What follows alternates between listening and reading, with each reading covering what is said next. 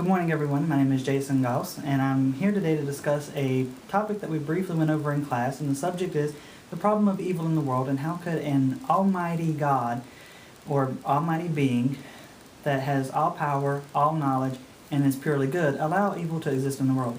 And to get some more tips and some more advice on that, I've consulted my guest speaker, who is Reverend Neil DeBose, who is a minister through the Church of God out of Cleveland, Tennessee, and he's also the youth pastor at Bethesda Church of God in Sumter, South Carolina. Thank you, Neil, for being here today. Thank you. Now, one of the questions that we were told to ask is, what led you to become a minister? Now, I know that your childhood was not all it was cracked up to be as far as some of the things that you dealt with and some of the evils that you saw. If you could just briefly walk us through some of that. Being led to be a youth pastor, I don't know what it's like to not be called, because I think the urge and the feeling was always there in my life. I made a lot of bad choices as a youth. I did not accept Christ until I was 31, which is a little late to be starting as a youth pastor, but all in the same Sunday night, I accepted Christ and the call to be a youth pastor and began working with the youth on a part-time basis at our church, because I was assistant athletic director for Sumter County at that time. So I'm not quite sure what it's like not to be called. I know the urge was always there. The struggle within with the good versus evil has always been prevalent in my life, in everyone's life. But the steps to take was just finally admitting and submitting myself to Jesus Christ. Okay. What are some of the evils that you incurred before you decided to take on the role of minister, especially youth minister? Because dealing with youth, they come to you with problems, they come to you with evils that they face on a day-to-day basis. How do you kind of relate to them?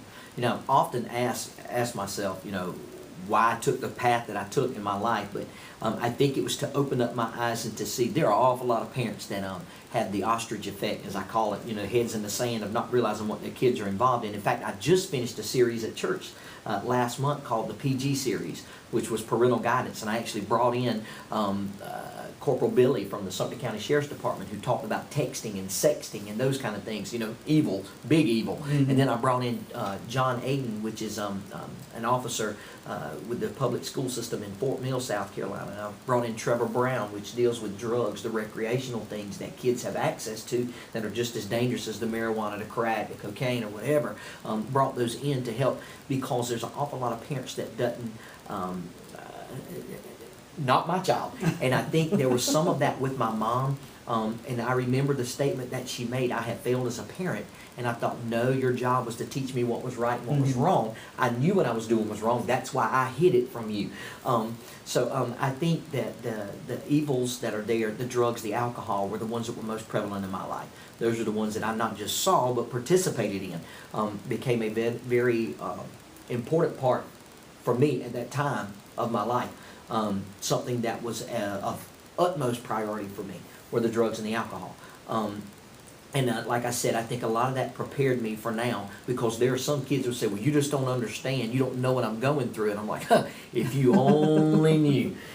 So I think the battle of good versus evil in my life, the evil that I saw and that I participated in, actually prepared me and brought me to the place. Now, I've had one of my kids not long ago make the statement, and I call my kids in my youth ministry, my students, I call them my kids because they're important to me, that made the statement about, I don't have the testimony of being delivered from drugs or alcohol. I wish I had that kind of testimony. And my first thought was, you know what? No. What an amazing testimony to talk of the sovereignty of God and the protective mercies of God, to know that you've never tasted alcohol, never tried drugs. To me, that's a miracle. Especially this day and age, because evil is so rampant and it's so easy to be evil. It's very difficult to be good. It takes a bigger man or woman to do the right thing as opposed to doing the wrong thing. Because it goes against our human nature. Absolutely. So, you were talking about drug use and how it relates to youth today, and I myself have never participated in drugs or alcohol or anything like that. So you and I are kind of on the opposite end of this, but good, evil. No, I didn't say that now. I was just saying that we bring both of the same viewpoints to the table to try to achieve the same purpose. Right. You just have a little bit more to speak on, a little bit more grounds to where I don't have that, which is why I asked you to be here today. Some of the things that you saw in the drug world, like parents putting up their kids for drugs or selling themselves for drugs sexually, how can God allow that to happen and yet it not be evil? How can God allow a child to be sold for drugs and it not be considered evil? Or people are like, well, God shouldn't allow this to happen. What's... God has created us to be free moral agents, and He has allowed us to make those decisions. God has all power to stop and fix anything that He so desires. But the thing is, He's allowed us to make those decisions, and God gets blamed for an awful lot of stuff. I heard a saying one time, it was actually my grandfather that said, if you go outside in 20-degree weather without a coat and you get the flu, don't blame that on God. It was your stupid fault that you got it. Very and true. I think a lot of the things and a lot of the evil in the world we create, and then we blame God because it's happening. And we are geared for appetites for destruction. We'll push the envelope with anything. I've told the story of my 3-year-old daughter, who we had pictures on a shelf that she would go over and she'd reach for them, and every time she'd knock them over, me or my wife would, we'd pop her hand. And she got to the point to where she would go over and she would look back to see if we're looking. And I thought, it's funny, and you see that, but we are geared the same way. Okay, well, I got away with this, so I'm going to try this. And I've heard, let's take God out of it. Let's just talk about the drug world of what goes on. This has nothing to do with a spiritual mindset, but it is good versus evil. Just because you're good doesn't make you a Christian. We used to have morals, ethics, and manners that were just because we were good, respectable people, not because we had a relationship with Christ. Now that's been confused. Oh, well, you say yes, ma'am, no, ma'am, and open the door, you must be a Christian. That's not the same thing. So let's just take the good versus evil part. The reason evil keeps winning, and you can ask any law enforcement officer in this county or in this state or in this world, we catch them on Tuesday, they're out by Thursday. And so they say, well, this is all I got for this crime, so I'm going to up it, to see, because, what if I don't get caught? And they're willing to take that risk, they're willing to take that gamble in the good versus evil, because there's not a real consequence for the evil. And this is one of our problems with even parenthood.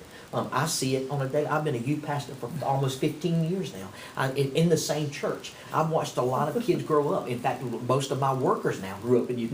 And I have seen to where the consequence for the crime, that, so to speak, not necessarily the crime, but the rule breaking is not really of any importance or any magnitude of where it changes the thought process to say, well, that's it. In fact, my son made a statement. We have what our denomination calls camp meeting, which is basically 3 church services a day from Sunday to Friday. And my son's not pray for him, he needs Jesus. My 9-year-old's not big strong on church. Church is not a big important thing to him. It's typical example of a pastor's kid. He's hilarious, but we're at the hotel there at camp meeting, and I said, Walker, get up, get ready. He goes, where are we going? I was like, church. He says, again? And I was like, yes. He said, and he laid there a few minutes, and I had to get on to him again. Finally, the 3rd time, I said, Walker, I'm going to spank you if you don't get ready for church. And he goes, if you spank me, can I stay here? He was weighing out the consequence for the evil. And you look at that, and it's like this funny little story, but in his mind, he thought, if I'll take the spanking, if I can stay here. And I think the consequence for what we do has to be more severe. Okay. So that we actually have a conscience of our evil. When there's no penalty for it, why worry about it? If I don't get a ticket, I keep speeding. That's very true. Once you get the ticket, you're like, you know what? I can't afford any more tickets, so we stop. And I think the thing with our evil is there's not a consequence, so we keep pushing the envelope. Okay. And I think, too, one of the things that we were talking about before we started recording was Job. God allowed Satan to come before him and petition him to remove his hand just to see what Job would do when evil struck his life, because Job was a highly favored man. And a lot of people say, well, what did you do wrong? What did you do to tick God off? Even his wife said, curse God and die. You're bringing it back to, it's not really God's fault for evil being in the world. He allows it to happen because we do have the free will, like you were talking about. But it's more on our responsibility as to what we do with it. And Job stuck to his morals. He stuck to his guns. And everything was restored unto him. And Jesus kind of went through the same thing in the desert for 40 days before the crucifixion. Satan came to him, said, hey, if you kneel down before me, I will give you everything that you see. Well, little did he realize, Jesus already had it. It was already his. But Satan wasn't really talking to the spiritual man. He was talking to the fleshly man, which relates to us. Because, like you were talking with your son, weighing the good and the bad. That's right. It's like, I can have this fleshly and have everything that I see before me, but am I going to lose out in the end, in eternity? And I think that's where people, like you said, want to push the responsibility off on God instead of accepting responsibility for themselves. One of the questions that I want to know is a lot of people on the discussion board said, well, how has God tried to prevent evil? Mm-hmm. There have been several stories. The Old Testament is full of stories. Sodom and Gomorrah being destroyed for the evil.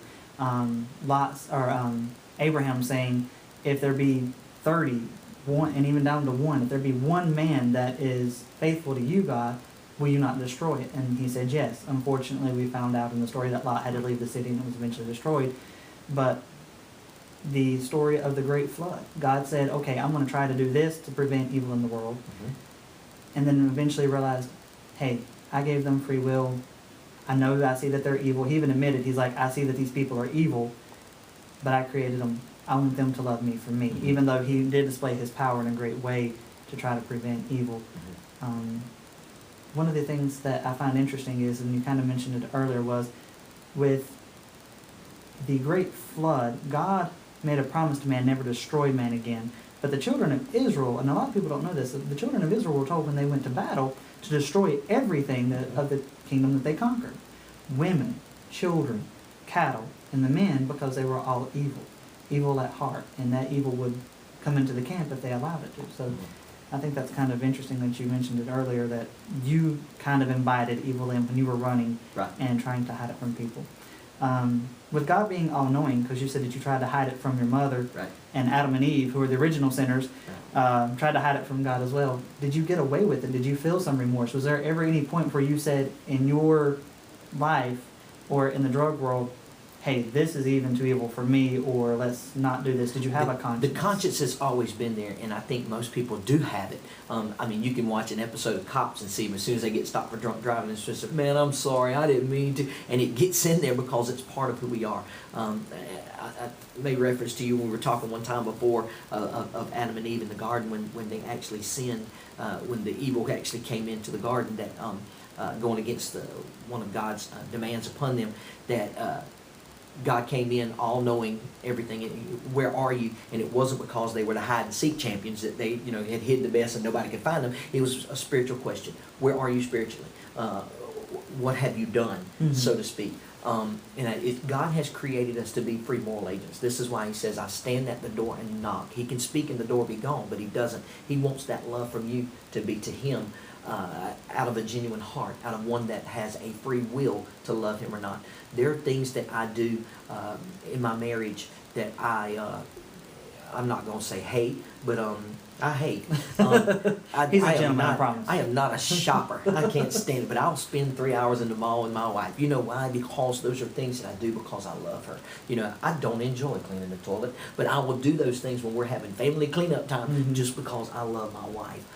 Now, there are benefits that I reap from that, because then she'll turn around and go to a ball game for me. And we're sitting at a Carolina football game, and she's saying, what inning are we in? I have a choice then to be upset and say, oh my God, play attention, or whatever. But it kind of goes hand in hand. And I think the whole thing with us is when we accept the responsibility, we're free moral agents to say, God, I love you, and I'm going to do this because we blame God for the evil.